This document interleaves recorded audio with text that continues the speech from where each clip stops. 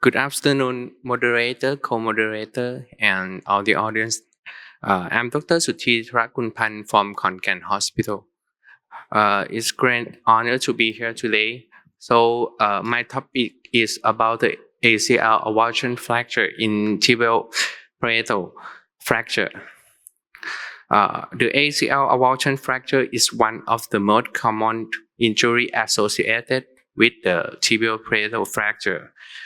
The fracture pattern of the tibial plateau fracture associated with an ACL avulsion is typically high energy, especially found in Chaga type 4 to type 6.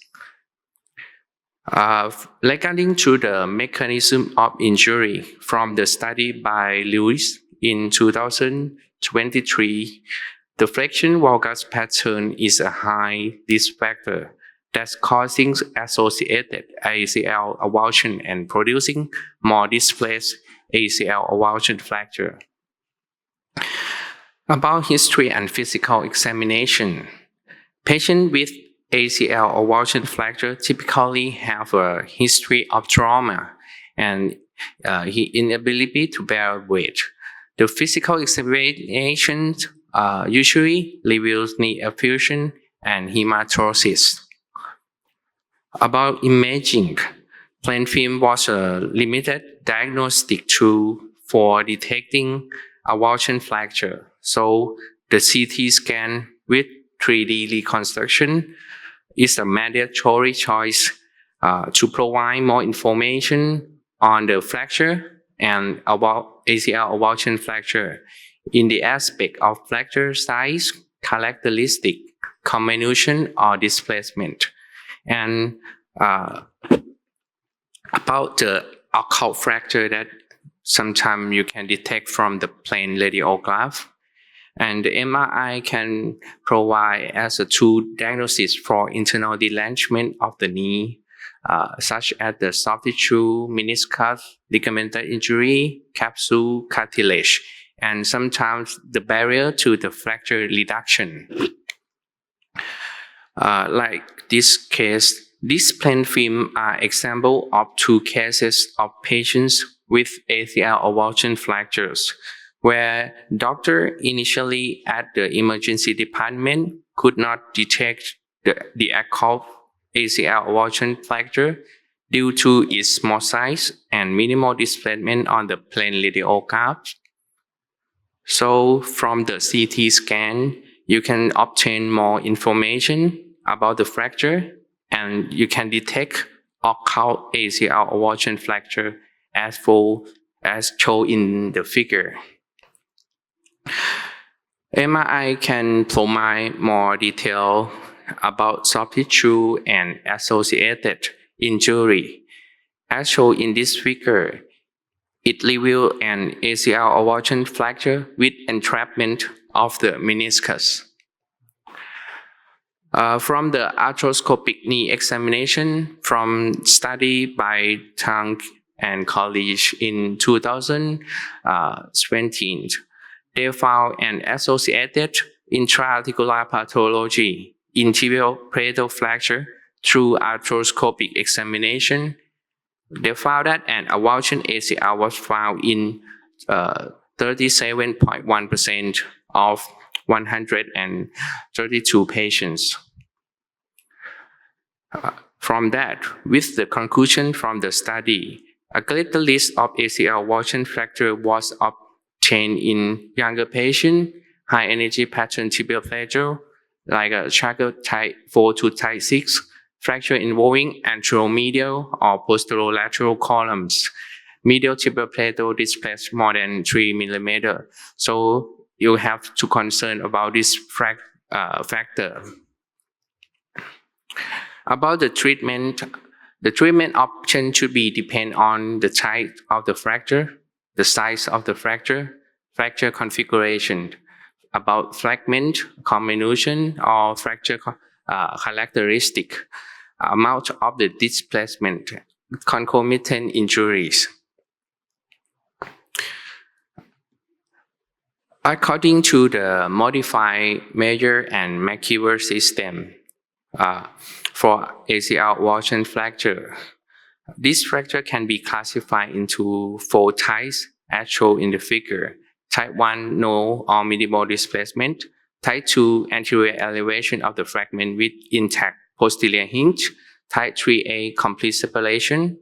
3B, fracture beyond the ACL insertion. And 4, rotational component or combination of the fragment. So from that system, for the treatment of the ACL avulsion fracture, we can divide it into 2 groups. For the stable tibial plateau fracture with ACL avulsion, for type 1 and type 2 with reducible fracture, this fracture can be managed conservatively, and in type 3 or type 4 with a reducible fracture, most of them typically require surgical intervention. And in the complex tibial plateau fracture with ACL avulsion, you should choose surgery in all types of the ACL avulsion. The pathology we need to treat are tibial plateau fracture and ACL avulsion. For the tibial plateau, I perform surgery using a specific 3-column concept to fix all of the pathology of the bone. And in the ACL avulsion fracture, my preferred surgical method is arthroscopic reduction and internal fixation. This technique offers several advantages over open reduction and internal fixation, including less surgical mobility, recovery times, the less hospital stay, less complication, and useful for fracture reduction, especially in case of soft tissue entrapment, and allow direct visualization of the articular surface. The step for surgery for my preferred is temporary fix the tibial plateau fracture, arthroscopic assist tibial plateau reduction and articular elevation, definite fixation of the tibial plateau fracture, and then fix the ACL under arthroscopic approach. Like this, for ACL avulsion fracture, I perform arthroscopic reduction and fixation, identify the fracture size, and prepare the base of the fracture, followed by temporary fixation with the KY, and then using a suture passer hook to loop around the ACL like this.